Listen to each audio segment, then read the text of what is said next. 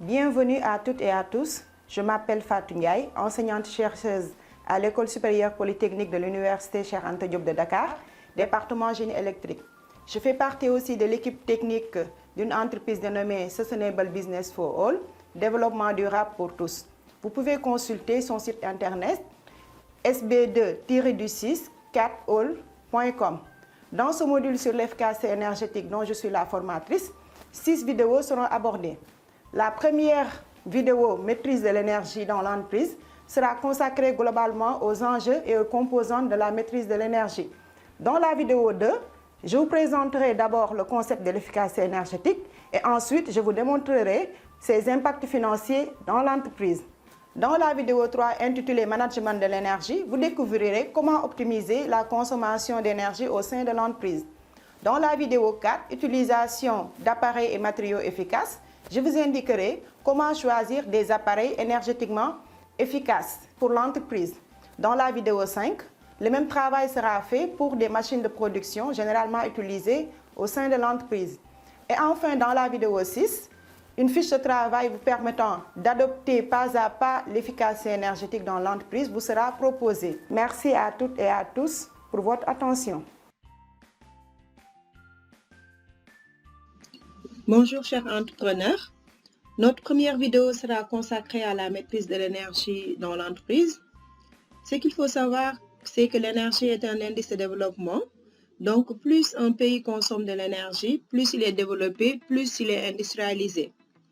Maintenant, vu les incertitudes constatées au niveau du marché mondial du pétrole, plusieurs PME se tournent vers la maîtrise de l'énergie.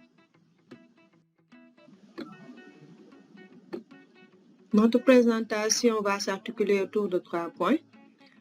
En un, nous verrons les enjeux de la maîtrise de l'énergie. Ensuite, en second lieu, la maîtrise de l'énergie dans les PME.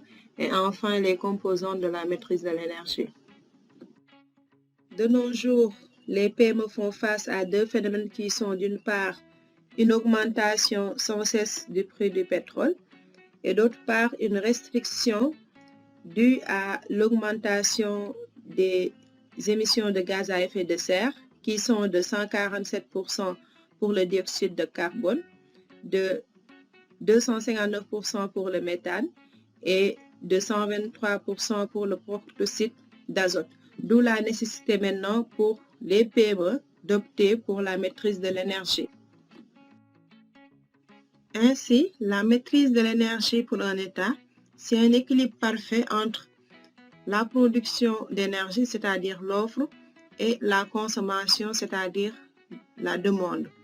Maintenant, pour une PME, la maîtrise de l'énergie et l'ensemble des actions synergiques qui, mises en commun, permettent de réduire la consommation d'énergie et par conséquent la facture énergétique et les émissions de gaz à effet de serre, protégeant ainsi l'environnement.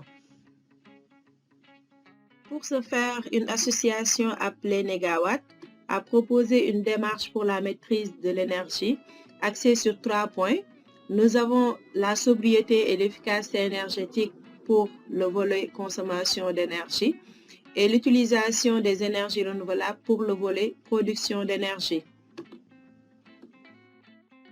Concernant le volet sobriété, il s'agit de prioriser les besoins énergétiques essentiels dans les usages individuels et collectifs de l'énergie. Par exemple, il faut penser à atteindre tout appareil non utilisé dans votre PME, l'exemple des climatiseurs, des imprimantes, des lampes et même utiliser la lumière naturelle du jour.